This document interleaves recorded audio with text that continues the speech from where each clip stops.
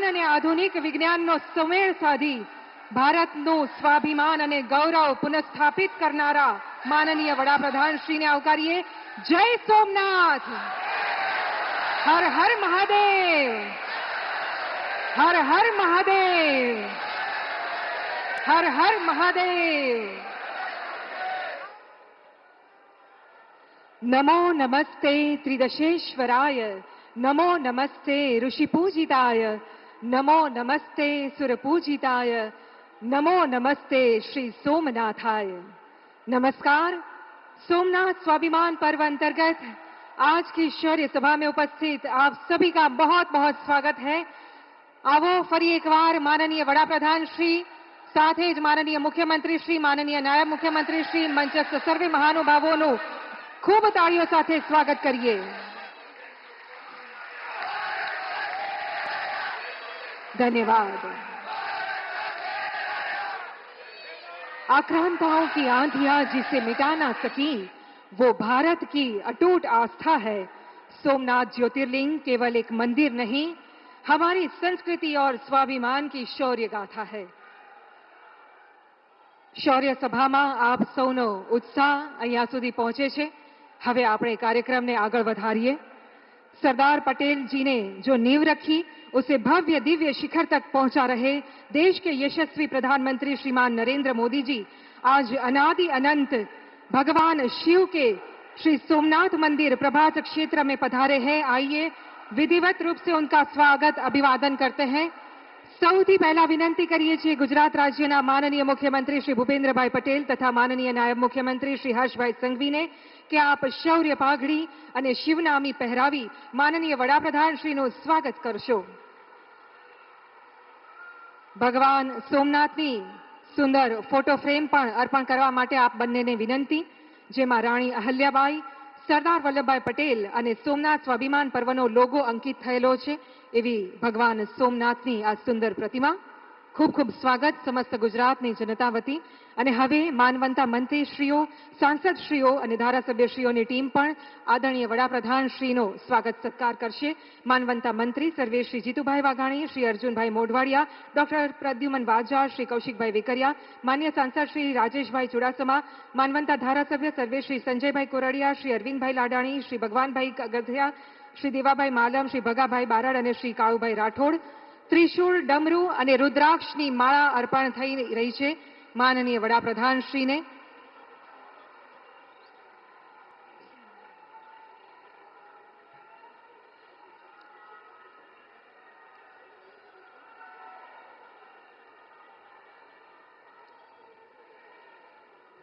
खूब खूब आभार. અને હવે આમંત્રિત કરીએ છીએ ભારતીય જનતા પાર્ટી તથા સ્થાનિક સંગઠનના આગેવાનશ્રીઓને કે આપ પણ ગૌ આસન અને પુષ્પહારથી માનનીય વડાપ્રધાન શ્રીનો સત્કાર કરશો. સર્વે શ્રી અનિરુદ્ધભાઈ દવે, શ્રી રમેશભાઈ ધડુક, શ્રી ગૌતમભાઈ ગેડિયા, શ્રી આશાબેન નકુમ, श्री मोहनभाई कुंडारिया, श्री हिरेनभाई हिरपरा, श्री मानसिंहभाई परमार, डॉक्टर संजयभाई परमार, श्री धवलभाई दवे, श्री पुनीतभाई शर्मा, श्री किरीटभाई पटेल और श्री शिवाभाई सोलंकी. वैदिक गोमय आसन के जे ગીર ગાયના ગોબર, ગૌમૂત્ર, દુર્વા, કુશ અને પવિત્ર નદીઓના જળ મિશ્રિત કરીને બનાવાઈ છે, જેમાં મંત્રોચ્ચાર દ્વારા શક્તિનો સંચાર કરાયો છે એવું આ ગૌ આસન અને આ વિશાળ પુષ્પહાર તેમના માટે કે જેઓ ભારતનું સ્વાભિમાન છે અને ભારતના સ્વાભિમાન એવી આપણી સનાતન સંસ્કૃતિ, સભ્યતા અને શ્રદ્ધાને પુનઃસ્થાપિત કરી રહ્યા છે એવા માનનીય વડાપ્રધાન શ્રી. अपना सौवती प्रभासनी आ धरती पर खूब खूब स्वागत.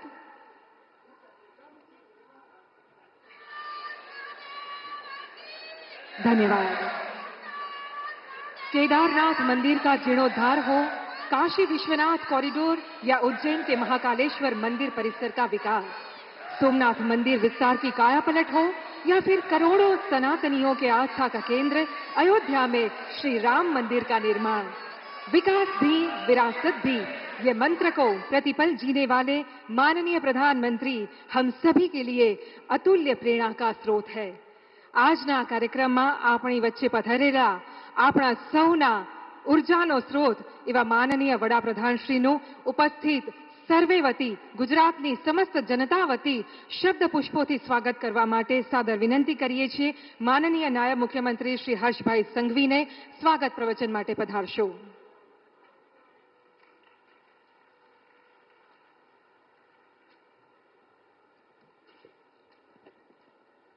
जय सोमनाथ, जय सोमनाथ। मंच पर विराजमान भारतीय संस्कृति के नवयुग के प्रणेता, राष्ट्र के विकास और विरासत के प्रहरी, यशस्वी युग पुरुष, आधुनिक भारत के शिल्पी और मां भारती के अनन्य सेवक माननीय प्रधानमंत्री आदरणीय श्री नरेंद्र भाई मोदी जी, गुजरात के जनप्रिय मुख्यमंत्री श्री भूपेंद्र भाई पटेल जी, मंच पर विराजमान मेरे साथी मंत्री, सांसद श्री, यहां पधारे हुए सभी साधु संतगण एवं सभी शिव भक्तों का मैं सोमनाथ में स्वागत करता हूं. आदरणीय प्रधानमंत्री जी, इस धरा पर आपका स्वागत करते हुए हमारा रोम रोम गर्वित है. आप केवल भारत के प्रधानमंत्री के रूप में ही नहीं बल्कि सोमनाथ ट्रस्ट के अध्यक्ष और इस मिट्टी के लाल के रूप में जब आप यहां पधारे हो तब हम सब आपके स्वागत के लिए आतुर हैं. प्रधानमंत्री जी, आपकी अगुवाई में आज जो शौर्य यात्रा हुई, यह यात्रा सालों तक याद रखी जाएगी. कल आपने 72 घंटे ओमकार जाप में भी आपने जाप किया. आज शौर्य यात्रा में जब आप नगर में निकले तभी लाखों शिव भक्त के ओम नमः शिवाय के नारे देश के हर कोने तक पहुंचे. हम सभी शिव भक्त आपके आभारी हैं. आज प्रभास पाटन की इस पुण्य भूमि पर रत्नाकर समुद्र की लहरों का यह शोर केवल पानी की आवाज नहीं है, यह इतिहास के सुनहरे पन्नों पे गर्जना है. सोमनाथ यह कोई साधारण मंदिर नहीं है. सोमनाथ वह चुनौती है जो भारत की आत्मा ने आक्रमणकारियों को दी है. 11वीं शताब्दी में मोहम्मद गजनवी ने लूट के इरादे से आए थे. उसे लगा था अगर आस्था टूटेगी तो भारत टूट जाएगा. लेकिन आज यह दृश्य गवाह है कि गजनवी बिखर गया, सोमनाथ आज भी अजय है, अटूट है. इस मंदिर की रक्षा के लिए हमारे वीर पुरुषों ने जो बलिदान दिए हैं वे विश्व इतिहास में अद्वितीय है. हमीर जी गोहिल के कंधे से कंधा मिलाकर वेगड़ा भील और उनके साथियों ने जो पराक्रम दिखाया वो भारतीय एकता का सर्वश्रेष्ठ उदाहरण है. इन शूरवीरों के लिए आज सीना ठोक कर कहना पड़ता है कि केसरिया बाना पहनकर रण मैदान में भरे सोमनाथ महादेव के चरणों में जीवन उन्होंने धरे. हमीर जी की हुंकार और वेगड़ा भील की ललकार सोमनाथ में गूंज रही, आज भी उनकी पुकार. और फिर आया वो दौर जब आजादी के बाद भी भारत को कहा गया इतिहास मत छुओ, आस्था पर बात मत करो, संस्कृति को दबाकर रखो. सोमनाथ के पुनर्निर्माण पर भी कुछ लोगों को डर था दुनिया क्या कहेगी. सरदार पटेल ने साफ कहा भारत अब दुनिया से डरकर अपने स्वाभिमान का सौदा नहीं करेगा. और आज हमारे यशस्वी प्रधानमंत्री जी के नेतृत्व में वही संकल्प पूरे भारत की नीति बन चुका है. आज भारत कहता है कि हम अपने इतिहास को छुपाएंगे नहीं, हम आक्रमणकारियों का महिमा मंडन नहीं करेंगे और हम अपनी संस्कृति पर किसी को शर्मिंदा नहीं करने देंगे. जो लोग आज भी गजनवी जैसे आक्रमणकारियों को महान बताने की कोशिश करते हैं, उन्हें सोमनाथ की घंटियां हर दिन जवाब देती है। प्रधानमंत्री जी, 500 वर्ष की प्रतीक्षा का अंत करके आपने भगवान राम का भव्य मंदिर बनवाया। बाबा विश्वनाथ की नगरी को आपने वह दिव्य स्वरूप दिया जिसने भारतीय आस्था को नई भव्यता प्रदान की। उज्जैन के महाकाल लोक का निर्माण की अनंतता का साक्षात्कार है। हिमालय की चोटियों से लेकर समुद्र के किनारों तक आपने तीर्थों का जो कायाकल्प किया है, यह दृढ़ संकल्प का परिणाम है। फिर एक बार मैं आप सबका स्वागत करता हूं और मेरे जैसे लाखों करोड़ों युवा प्रधानमंत्री जी के बहुत बहुत आभारी हैं। मेरी और मेरी बाद की पीढ़ियों के लिए प्रधानमंत्री जी ने विकास भी किया और विरासत भी दी। मेरी और मेरे बाद की पीढ़ियों के लिए प्रधानमंत्री जी ने देश के हर मंदिर में एक नया संकल्प के साथ विकास भी किया और देश के लाखों करोड़ों युवाओं को रोजगारी भी दी है। मैं सभी युवाओं की ओर से आपका बहुत बहुत आभारी हूं। जय सोमनाथ।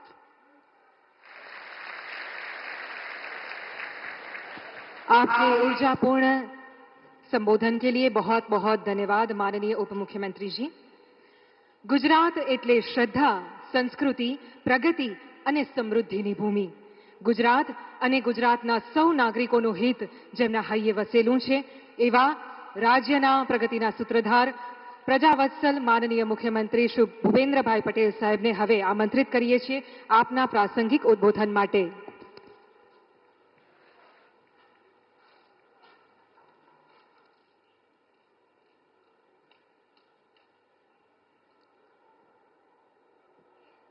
સોમનાથ સ્વાભિમાન પર્વ કાર્યક્રમમાં આપણી સૌની સાથે મંચ ઉપર ઉપસ્થિત વિશ્વના સર્વાધિક લોકપ્રિય નેતા અને ભારતના યશસ્વી વડાપ્રધાન આદરણીય શ્રી નરેન્દ્રભાઈ મોદી સાહેબ, મારા સાથી નાયબ મુખ્યમંત્રી શ્રી હર્ષભાઈ સંઘવી, મારા સાથી મંત્રી શ્રી જીતુભાઈ વાઘાણી, અર્જુનભાઈ મોઢવાડિયા, પ્રદ્યુમનભાઈ વાજા, કૌશિકભાઈ વેકરિયા, सांसद श्री राजेशभाई चुड़ासमा, आमंत्रित सर्वे संतगण, प्रेस मीडिया मित्रों सौने मारा नमस्कार। जय सोमनाथ। आदरणीय वडाप्रधानश्रीना नेतृत्व और प्रेरणाथी उजवाई रहेलू सोमनाथ स्वाभिमान पर्व देशना आत्मसन्मान और अतूट आस्था तथा अड़ग संकल्पथी उजवણીનો अवसर है। 12 ज्योतिर्लिंगનું प्रथम ज्योतिर्लिंग आ भगवान सोमनाथનું मंदिर ए मात्र मंदिर नहीं, भारतना आत्माનું प्रतीक है। इतिहास साक्षी है कि आ सोमनाथ मंदिर पर छेल्ला 1000 वर्षમાં अनेक वार बर्बर आक्रमणों थया हता। मंदिरने तोड़वानो प्रयास थयो, परंतु कोई आक्रमणों क्यारेय भारतनी आस्थाने तोड़ी शक्या नथी। आजे पण भव्यता और दिव्यता थी भगवान सोमनाथ विराजमान है। सोमनाथ थी अखंड आस्थानी कथा अनेक वीरोना त्याग और बलिदान थी भरेली है। वीर हमीरजी गोहिल, चौला देवी, वेगड़ा भील जेवा शुरुओरे पोताना योद्धाओं साथे सोमनाथ दादाना रक्षण में सर्वोच्च बलिदान आप्या हता।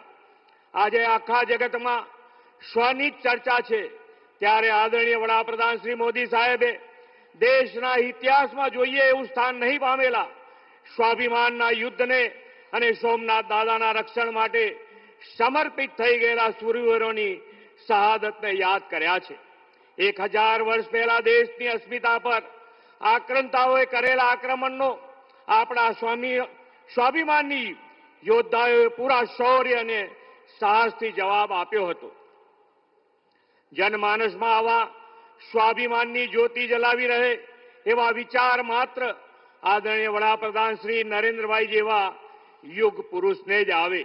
આપણે સૌ નસીબદાર છીએ કે વિશ્વના વિકાસ પુરુષ એવા વડાપ્રધાન શ્રી મોદી સાહેબ આજે આપણને પ્રેરણા આપી રહ્યા છે. આખા યુગનું નિર્માણ કરનાર વિઝનરી લોકનાયક શ્રી મોદી સાહેબે પ્રત્યેક ભારતવાસીઓના સાંસ્કૃતિક રાષ્ટ્રવાદનો જે ભાવ જગાડ્યો છે તેનું ગૌરવ કરવાનો આ અનેરો અવસર છે. સોમનાથ મંદિરની ગાથા કોઈ વિનાશની ગાથા નથી. એ તો 1000 વર્ષથી આપણા અડગ સ્વાભિમાનની અને ક્યારેય અસત્ય સામે ન ઝૂકવાની વિરાસત છે. ગુજરાતના પનોતા પુત્ર લોહ પુરુષ સરદાર સાહેબે દેશની આઝાદી પછી સોમનાથ મંદિરના પુનઃનિર્માણનો સંકલ્પ કર્યો હતો. આ સંકલ્પને પૂર્ણ કરતું આજનું ભવ્ય મંદિર પથ્થર કે ઈંટોનું ચણતર નહીં, ભારતના આત્મવિશ્વાસ, આધ્યાત્મિકતા અને સરદાર સાહેબની દૃઢ સંકલ્પ શક્તિની વિરાસત છે. વડાપ્રધાન શ્રી મોદી સાહેબે આપણા શ્રદ્ધાના કેન્દ્રોની આવી વિરાસતને જાળવીને આધુનિક કાયાકલ્પ કરવાની સંસ્કૃતિ વિકસાવી છે. કાશી વિશ્વનાથ, કેદારનાથ, મહાકાલ, બાબા વૈદ્યનાથ ધામનો વિકાસ, અયોધ્યામાં ભવ્ય રામ મંદિર, પાવાગઢમાં મહાકાળી માતાને 500 વર્ષ પછી ધ્વજારોહણ, અંબાજી ધામનો સર્વાંગી વિકાસ અને સોમનાથ તલીમ સંગમ તથા સોમનાથ સ્વાભિમાન પર્વ. વડાપ્રધાનશ્રીએ યાત્રાધામોના આવા હોલિસ્ટિક ડેવલપમેન્ટની જે પરંપરા ઊભી કરી છે તે વિકસિત ભારત 2047નો આધ્યાત્મિક સ્તંભ છે. વડાપ્રધાનશ્રીના નેતૃત્વ અને દિશા દર્શનમાં વિકસિત ભારત માટે આપણે દેશના ભવ્ય વારસાનું જતન કરવા સતત પ્રયત્નશીલ રહીએ. વ્યક્તિગત જીવનમાં શ્રદ્ધા અને ભક્તિ વધારીને સામાજિક સદભાવના અને સમરસતા માટે કાર્યરત રહીએ. વિકસિત ભારત, આત્મનિર્ભર ભારતનું નિર્માણ આપણો મૂળ જીવન મંત્ર બનાવીએ. આપણે સૌ સોમનાથ દાદાના ચરણોમાં પ્રાર્થના કરીએ કે લોક લાડીલા વડાપ્રધાન શ્રી મોદી સાહેબને દીર્ઘાયુ અને અખંડ શક્તિ આપે. ભગવાન સોમનાથના કૃપા આશીષથી તેમના નેતૃત્વમાં ભારત વિશ્વગુરુ સ્થાને બિરાજે. આ સોમનાથ સ્વાભિમાન પર્વ એ દિશામાં પ્રેરણા આપનારો ઉત્સવ બને એ જ પ્રાર્થના સાથે વિરમું છું. ભારત માતા કી જય. વંદે માતરમ. જય જય ગરવી ગુજરાત. જય સોમનાથ.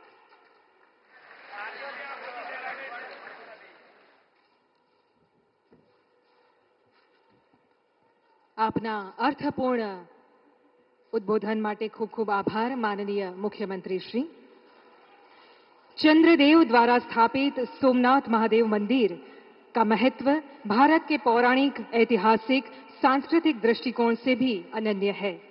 ये करोड़ों श्रद्धालुओं की आस्था का वो केंद्र है जिसके आगे समय भी नतमस्तक होता है.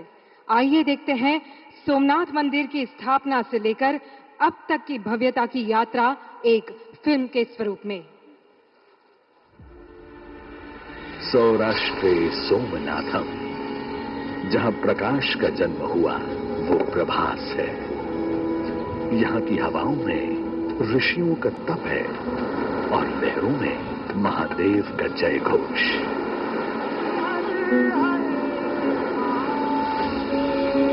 जहां चंद्रमा ने अपना खोया हुआ तेज पुनः पाया, जहां हरि और हर एक हो जाते हैं, हिरण, कपिला और सरस्वती का त्रिवेणी संगम. युग बदले. सतयुग में सोम ने स्वर्ण, त्रेता में रावण ने रजत, द्वापर में कृष्ण ने चंदन और कलयुग में भीमदेव ने सोमनाथ मंदिर को पाषाण से गढ़ा. ये भूमि परशुराम के तप, रघुनंदन राम की भक्ति और बलराम के महाप्रयाण की साक्षी है. यहीं पीपल की शीतल छाया में कृष्ण ने अपनी लीला संपन्न कर स्वधाम प्रस्थान किया. ये मोक्ष का द्वार है. कहा गया है, सोमलिंगम नरो त्वष्टा सर्व पापहि प्रमुच्यते. यानी सोमनाथ के दर्शन मात्र से मनुष्य सभी पापों से मुक्त हो जाता है. दुर्भाग्यवश कोटि कोटि लोगों की श्रद्धा और आस्था का केंद्र सोमनाथ 1026 ईस्वी से शुरू होकर कई शताब्दियों तक विदेशी कुटिल आक्रांताओं का निशाना बना, जिनका लक्ष्य था विध्वंस. न सिर्फ मंदिर को तोड़ा गया बल्कि शिवलिंग को खंडित करके मस्जिद के फर्श में लगा दिया गया ताकि पैरों तले उसे रौंदा जा सके। मकसद था आस्था की लौ बुझ जाए, घंटियों की गूंज मौन हो जाए।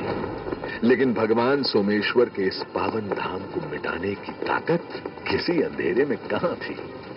जब जब सोमनाथ के स्वाभिमान पर प्रहार हुआ, सनातन की रगों में उबाल आया। अनगिनत सनातनियों ने अथक संघर्ष किया, अपना रक्त बहाया, सर्वोच्च बलिदान दिया।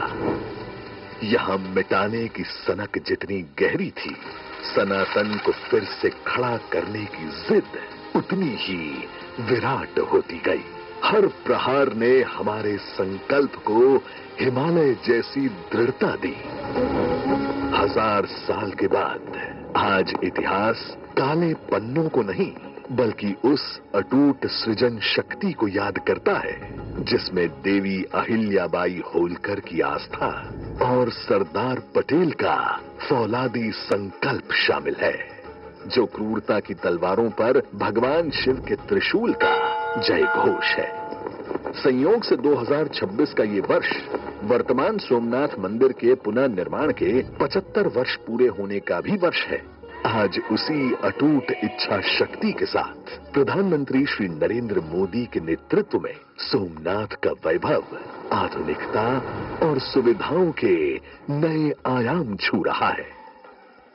भगवान सोमनाथ की कृपा अवतीर्ण होती है, कृपा के भंडार खुल जाते हैं। जय सोमनाथ। ये केवल विकास नहीं, हमारी विरासत का विस्तार है। अतीत के आक्रमणकारी आज समय की धूल है, जबकि सोमनाथ आज भी अपनी आशा बिखेरता प्रकाशमान खड़ा है। हम देश के अतीत से जो सीखना चाहते हैं, सोमनाथ जैसे आस्था और संस्कृति के स्थल उसके अहम केंद्र हैं। स्वाभिमान पर्व के इस ऐतिहासिक पल में 72 घंटों का अखंड ओमकार उसी शाश्वत ऊर्जा का विजय नाद है। श्री सोमनाथ के शौर्य और श्रद्धा की ये गाथा तब तक गूंजेगी जब तक समुद्र में लहरें उठती रहेंगी, क्योंकि सोमनाथ भारत का विराट स्वाभिमान है। सोमनाथ अडिग है, सनातन चिरंजीवी है। जय श्री सोमनाथ।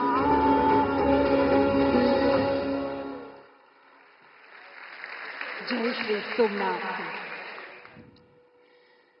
आस्था की नींव पर प्रगति की नई इमारत है। आस्था की नींव पर प्रगति की नई इमारत है। मोदी जी के नेतृत्व में सजती भारत की विरासत है। शौर्य की ज्वाला और आध्यात्मिक ऊर्जा का संगम है।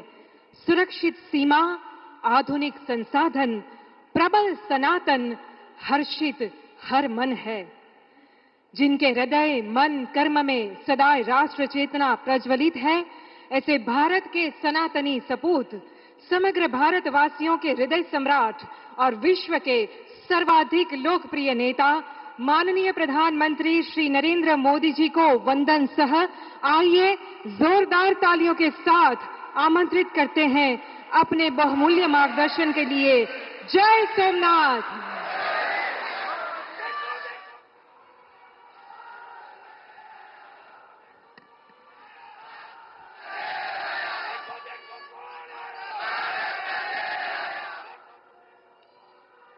जय सोमनाथ। जय सोमनाथ। जय सोमनाथ।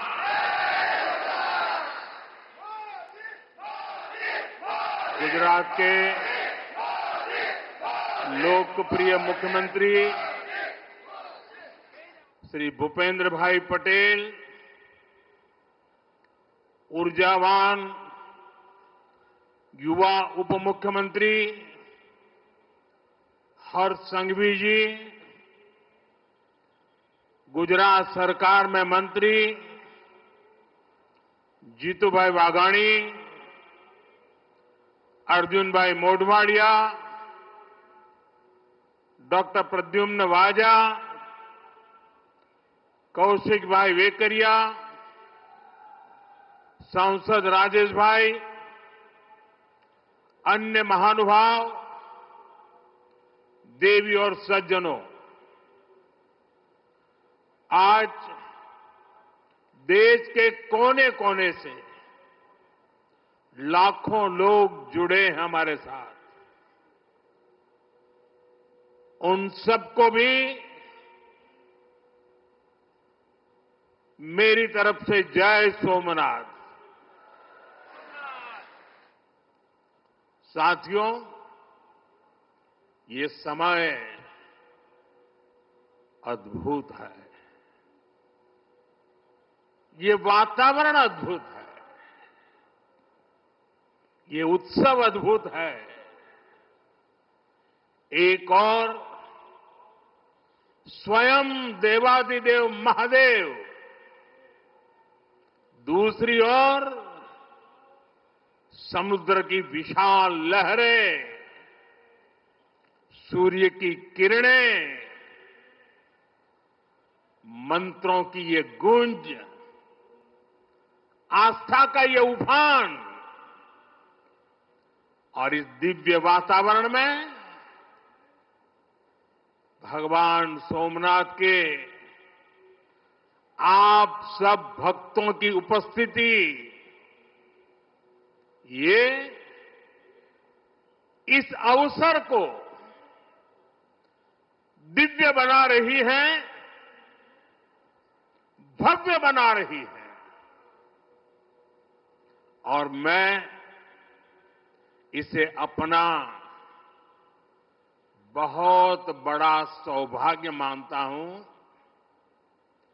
कि सोमनाथ मंदिर ट्रस्ट के अध्यक्ष के रूप में मुझे सोमनाथ स्वाभिमान पर्व में सक्रिय सेवा का अवसर मिला है।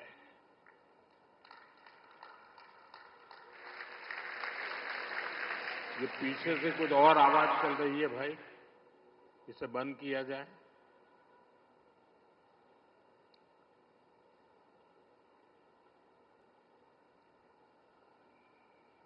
बहत्तर घंटों तक अनवरत ओमकार का नाद, 72 घंटों का अनवरत मंत्रोच्चार।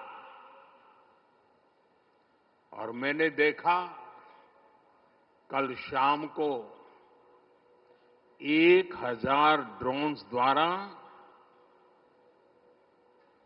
वैदिक गुरुकुलों के 1000 विद्यार्थियों की उपस्थिति, सोमनाथ के 1000 वर्षों की गाथा का प्रदर्शन, और आज 108 अश्वों के साथ मंदिर तक शौर्य यात्रा, मंत्रों और भजनों की अद्भुत प्रस्तुति, सब कुछ मंत्र मुग्ध कर देने वाला है। इस अनुभूति को शब्द अभिव्यक्त नहीं कर सकते, इसे केवल समय ही संकलित कर सकता है। इस आयोजन में गर्व है, गरिमा है, गौरव है, और इसमें गरिमा का ज्ञान भी है। इसमें है वैभव की विरासत, इसमें है आध्यात्म की अनुभूति, अनुभव है, आनंद है, आत्मीयता है, और सबसे बढ़कर देवाधिदेव महादेव का आशीर्वाद है। आइए मेरे साथ बोलिए, नमः पार्वती पतये हर हर महादेव।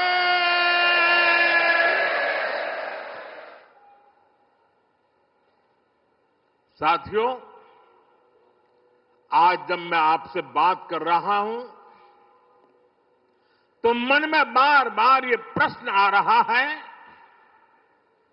कि ठीक 1000 साल पहले ठीक इसी जगह पर जहां आप बैठे हैं, क्या माहौल रहा होगा। आप जो यहां उपस्थित हैं, उनके पुरखों ने, आपके पुरखों ने, हमारे पुरखों ने जान की बाजी लगा दी थी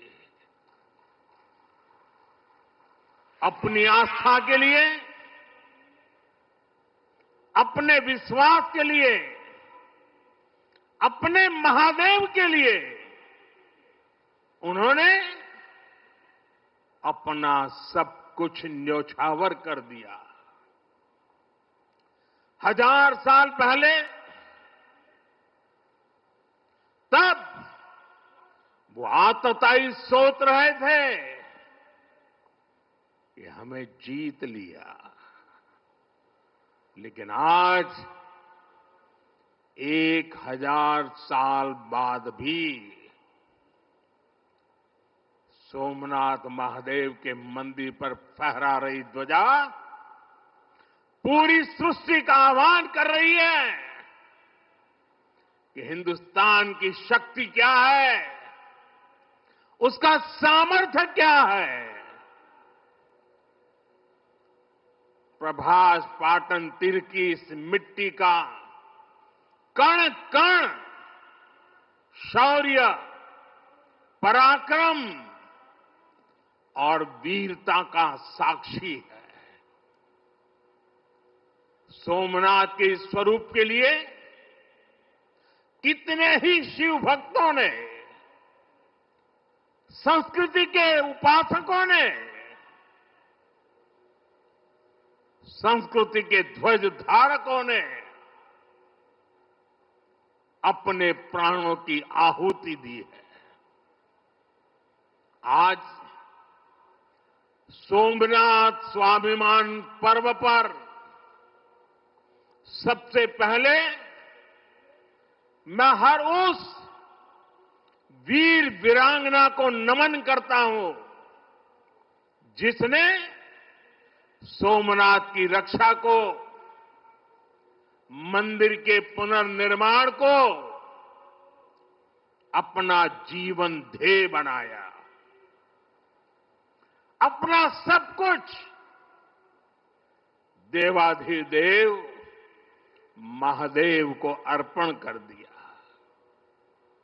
भाइयों बहनों, प्रभास पाटन का एक क्षेत्र भगवान शिव का अपना क्षेत्र तो है, इसकी पवित्रता भगवान श्री कृष्ण से भी जुड़ी है। महाभारत काल में पांडवों ने भी इस तीर्थ में तपस्या की थी, इसलिए ये अवसर भारत के अनगिनत आयामों को नमन करने का भी अवसर है। ये भी एक सुखद संयोग है कि आज जब सोमनाथ मंदिर के इस स्वाभिमान यात्रा के 1000 साल पूरे हो रहे हैं, तो साथ ही 1951 में हुए इसके पुनर्निर्माण के 75 साल भी पूरे हो रहे हैं।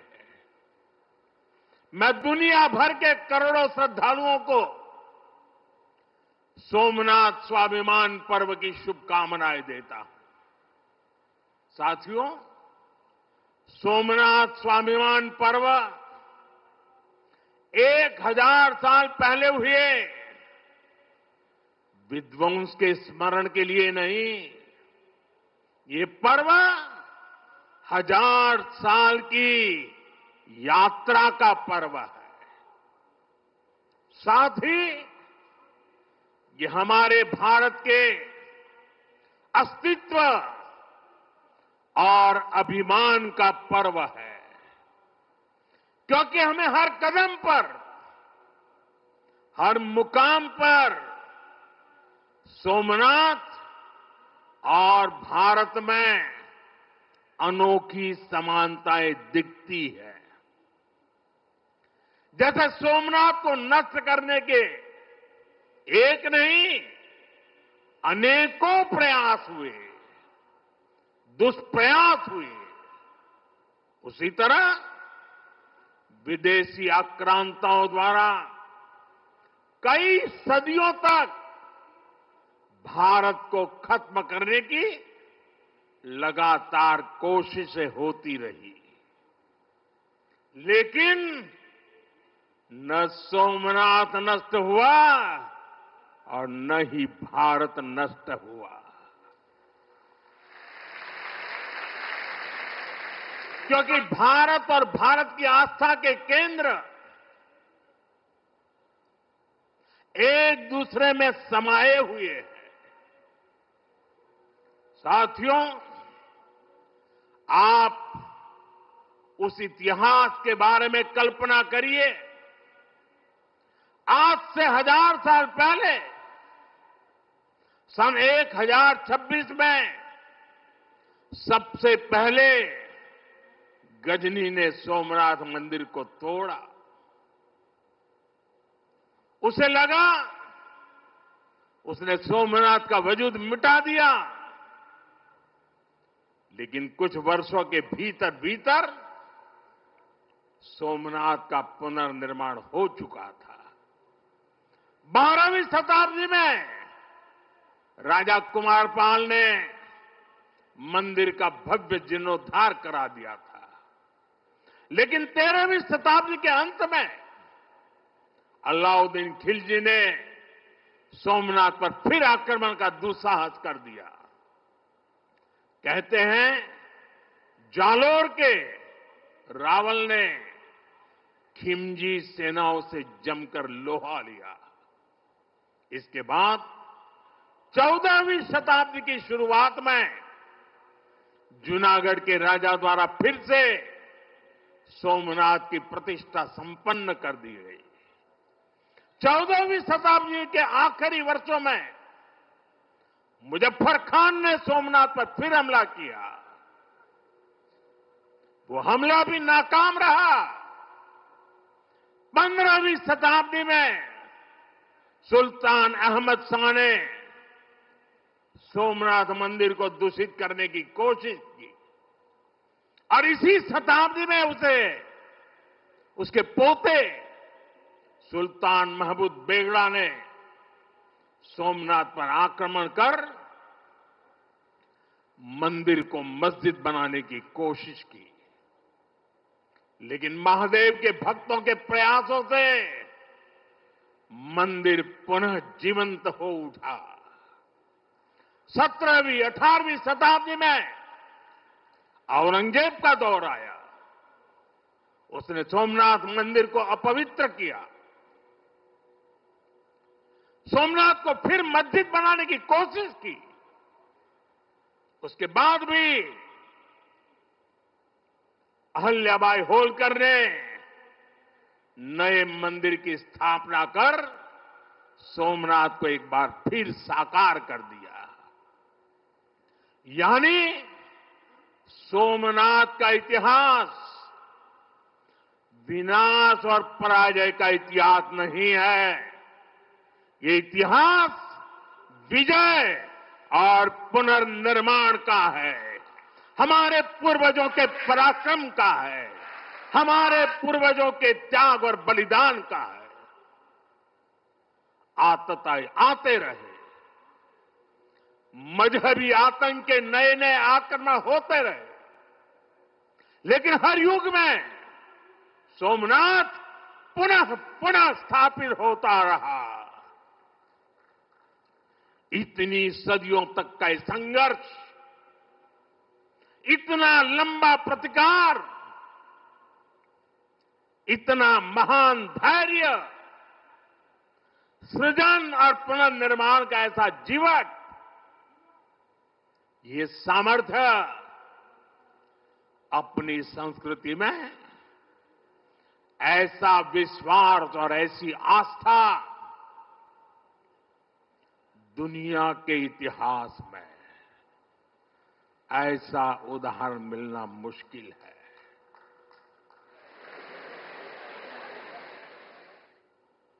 जरा મને જવાબ આપજો પહેલા।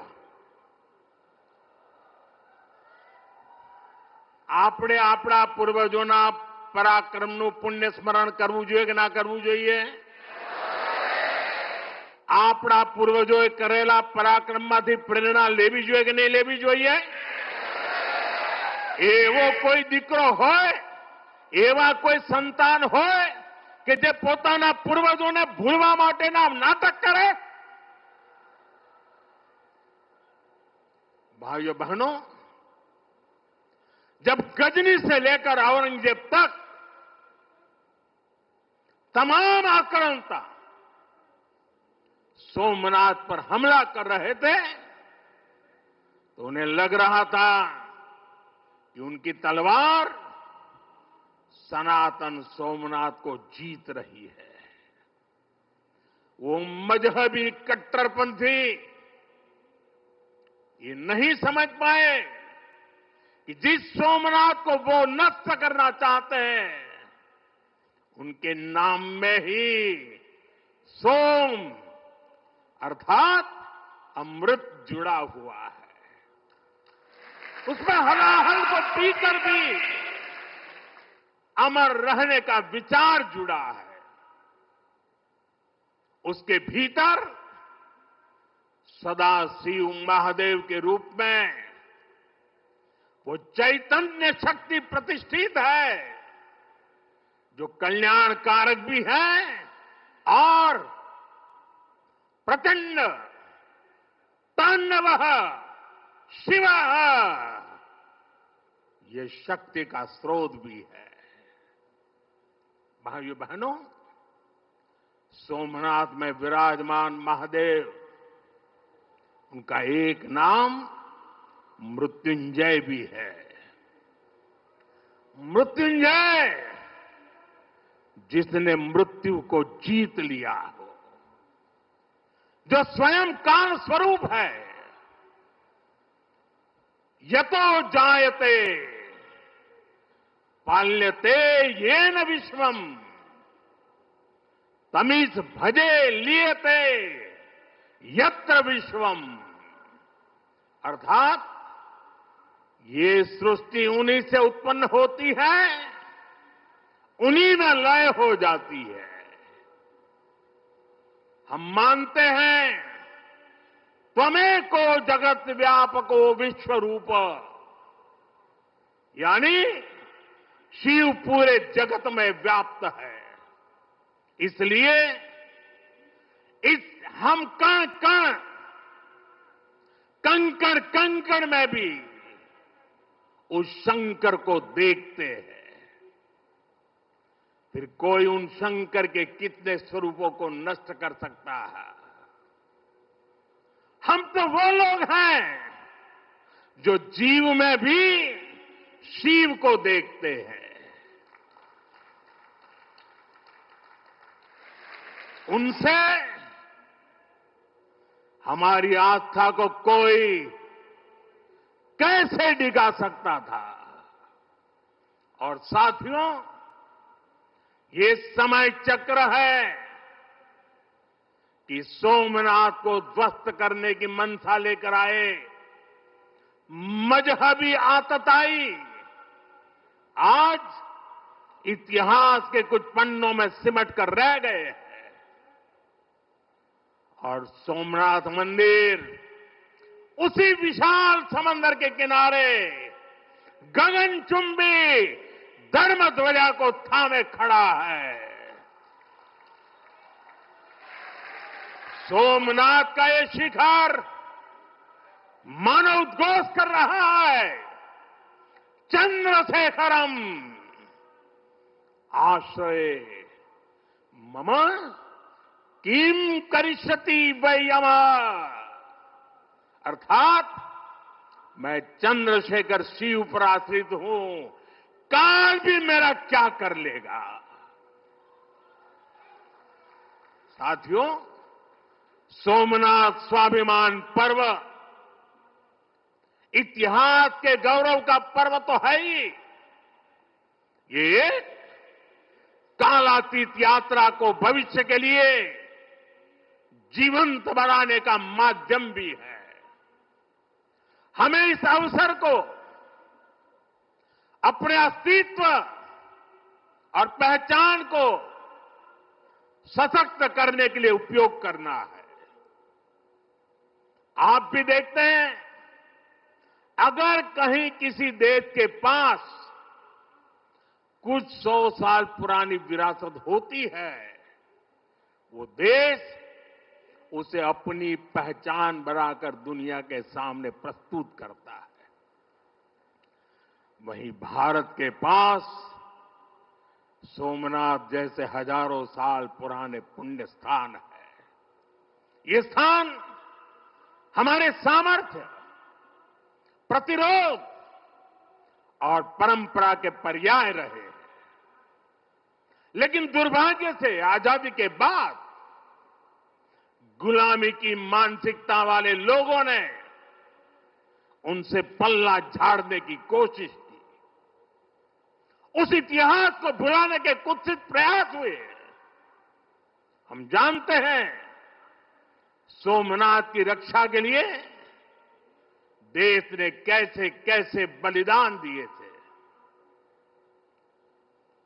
रावल कन्नड़े जैसे शासकों के प्रयास, वीर हमीरजी गोहिल का पराक्रम,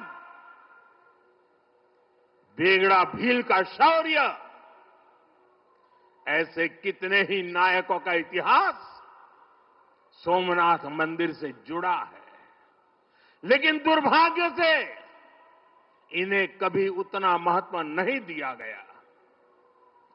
बल्कि आक्रमण के इतिहास को भी कुछ इतिहासकारों और राजनेताओं द्वारा व्हाइट वॉश करने की कोशिश की गई। मजहबी उन्माद की मानसिकता को केवल साधारण लूट बताकर ढंकने के लिए किताबें लिखी गई। सोमनाथ मंदिर एक बार नहीं, बार बार तोड़ा गया। अगर सोमनाथ पर आक्रमण केवल आर्थिक लूट के लिए हुए होते तो 1000 साल पूर्व पहली बड़ी लूट के बाद रुक गए होते। लेकिन ऐसा नहीं हुआ। सोमनाथ के पवित्र विग्रह को तोड़ा गया। बार बार मंदिर का स्वरूप बदलने की कोशिश हुई और हमें पढ़ाया गया कि सोमनाथ को लूट के लिए तोड़ा गया था। नफरत, अत्याचार और आतंक का असली क्रूर इतिहास हमसे छिपाया गया।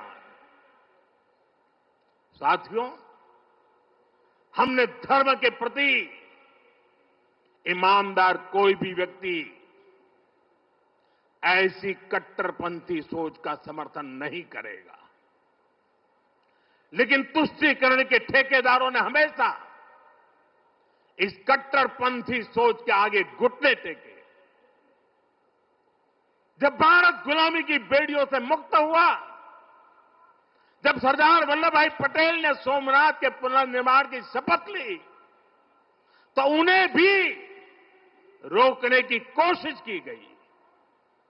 1951 में तत्कालीन राष्ट्रपति डॉक्टर राजेंद्र प्रसाद के यहां आने पर भी आपत्ति जताई गई।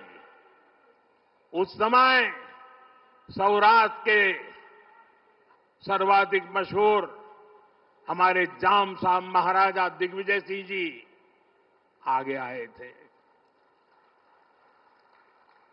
भूमि अधिग्रहण से लेकर सुरक्षा व्यवस्था तक उन्होंने राष्ट्रीय गौरव को सबसे ऊपर रखा था। उस दौर में सोमनाथ मंदिर के लिए जाम साहब ने 1 लाख रुपए का दान दिया और उन्होंने ट्रस्ट के प्रथम अध्यक्ष के रूप में बड़ी जिम्मेदारी निभाई। भाइयों बहनों, दुर्भाग्य से आज भी हमारे देश में वो ताकतें मौजूद है, पूरी तरह सक्रिय हैं, जिन्होंने सोमनाथ पुनर्निर्माण का विरोध किया।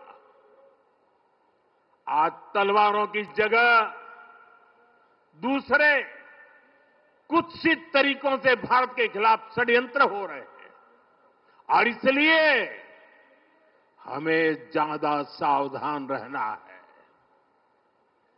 हमें खुद को शक्तिशाली बनाना है, हमें एक रहना है, एकजुट रहना है, ऐसी हर ताकत को हराना है जो हमें बांटने की साजिश से रच रही है। साथियों, जब हम अपनी आस्था से जुड़े रहते हैं, अपनी जड़ों से जुड़े रहते हैं, पूरे स्वाभिमान के साथ अपनी विरासत का संरक्षण करते हैं, अपनी विरासत के प्रति सजग रहते हैं, तो हमारी सभ्यता की जड़ें भी मजबूत होती है। और इसलिए पिछले 1000 वर्षों की यात्रा हमें अगले 1000 वर्षों के लिए तैयार रहने की प्रेरणा देती है। साथियों, राम मंदिर प्राण प्रतिष्ठा के ऐतिहासिक अवसर पर मैंने भारत के लिए 1000 साल का विराट स्वप्न सामने रखा था। मैंने देव से देश के विजन के साथ आगे बढ़ने की बात कही थी। आज देश का सांस्कृतिक पुनर्जागरण करोड़ों देशवासियों में नया विश्वास भर रहा है। आज हर देशवासी के मन में विकसित भारत को लेकर एक भरोसा है। आज 140 करोड़ भारतीय भविष्य के लक्ष्यों को लेकर संकल्पित है। भारत अपने गौरव को नई बुलंदी देगा। हम गरीबी के खिलाफ अपनी लड़ाई में जीतेंगे। हम विकास की नई ऊंचाइयों को छुएंगे। पहले दुनिया की तीसरी बड़ी अर्थव्यवस्था बनने का लक्ष्य, फिर उसके आगे का सफर, देश अब इसके लिए तैयार हो चुका है और सोमनाथ मंदिर की ऊर्जा हमारे इन संकल्पों को आशीर्वाद दे रही है। साथियों, आज का भारत विरासत से विकास की प्रेरणा लेकर आगे बढ़ रहा है। सोमनाथ में भी विकास भी विरासत भी, ये भावना निरंतर साकार हो रही है। आज एक और सोमनाथ मंदिर का सांस्कृतिक विस्तार, सोमनाथ संस्कृत यूनिवर्सिटी की स्थापना, माधवपुर मेले की लोकप्रियता और उसके रंग, इनसे हमारी विरासत मजबूत हो रही है। गिर लायन के संरक्षण से इस क्षेत्र का प्राकृतिक आकर्षण बढ़ रहा है, तो वहीं प्रभास पाटन क्षेत्र के विकास के नए आयाम भी गढ़े जा रहे हैं। केशोद एयरपोर्ट का विस्तार किया जा रहा है। इससे देश विदेश से श्रद्धालु सीधे सोमनाथ तक पहुंच सकेंगे। अहमदाबाद से वेरावल वंदे भारत ट्रेन की शुरुआत से तीर्थयात्रियों और पर्यटकों का समय कम हुआ है। इस क्षेत्र में यात्रा धाम सर्किट का विकास भी किया जा रहा है। यानी आज का भारत आस्था को स्मरण करने के साथ ही इंफ्रास्ट्रक्चर, कनेक्टिविटी और टेक्नोलॉजी के जरिए उसे भविष्य के लिए सशक्त भी कर रहा है। साथियों, हमारी सभ्यता का संदेश कभी किसी को पराजित करने का नहीं रहा, बल्कि जीवन को संतुलन में रखने का रहा है। हमारे यहां आस्था की राह हमें घृणा की तरफ नहीं ले जाती। हमारे यहां शक्ति हमें विनाश करने का अहंकार नहीं देती। सोमनाथ जैसे तीर्थ ने हमें सिखाया है कि सृजन का मार्ग लंबा होता है, लेकिन वही स्थायी होता है, चिरंजीव होता है। तलवार की नोक पर कभी दिलों को नहीं जीता जा सकता। जो सभ्यताएं दूसरों को मिटाकर आगे बढ़ना चाहती हैं, वे स्वयं समय में खो जाती है। इसलिए भारत ने दुनिया को ये नहीं सिखाया कि दूसरे को हराकर कैसे जीता जाए, बल्कि ये सिखाया कि कैसे दिलों को जीतकर जिया जाए। ये विचार आज दुनिया की जरूरत है। सोमनाथ की 1000 वर्षों की गाथा पूरी मानवता को सीख दे रही है। इसलिए आइए हम संकल्प करें, हम विकास की ओर आगे बढ़ें, कदम से कदम मिलाकर चले, कंधे से कंधा मिलाकर चले, मन से मन को जोड़कर चले। लक्ष्य को ओझल दिए हुए बिना हम चलते चले और साथ ही अपने अतीत और अपनी विरासत से भी जुड़े रहें। हम आधुनिकता को अपनाते हुए अपनी चेतना को संभाले रखें। आइए सोमनाथ स्वाभिमान पर्व जैसे आयोजनों से प्रेरणा लेते हुए विकसित होने के मार्ग पर तेजी से चले। हर चुनौती को पार करते हुए हम अपने लक्ष्य तक पहुंचे। और ये कार्यक्रम आज तो शुरू हो रहा है। हमें 1000 साल का स्मरण देश के कोने कोने में करना है। दुनिया को हमारी विरासत का परिचय करवाना है। हमें 75 साल का ये नया पर्व भी मनाना है और हम 2027 मई तक इसको मनाते रहें, जन जन को जगाते रहें। जगा हुआ देश सपनों को साकार करने के लिए चलता रहे।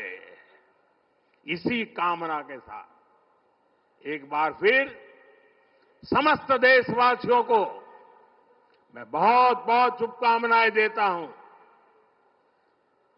हर हर महादेव। जय सोमनाथ,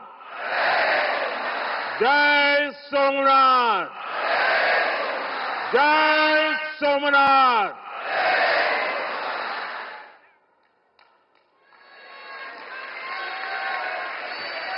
बहुत बहुत धन्यवाद माननीय प्रधानमंत्री जी, आपके इस गौरवशाली अभूतपूर्व भाषण के लिए, आपके ऊर्जावान संबोधन के लिए। आपके प्राणवान नेतृत्व में भारतवर्ष का ज्ञान, विज्ञान, सभ्यता, संस्कार, संस्कृति विश्व के सामने पुनः स्थापित करने वाले शौर्यवान, धैर्यवान, सनातनी सपूत ऐसे माननीय प्रधानमंत्री नरेंद्र मोदी सोमनाथ स्वाभिमान पर्व पर बड़ी बातों का जिक्र कर रहे थे। यहां से बड़ा उद्घोष प्रधानमंत्री नरेंद्र मोदी ने किया है।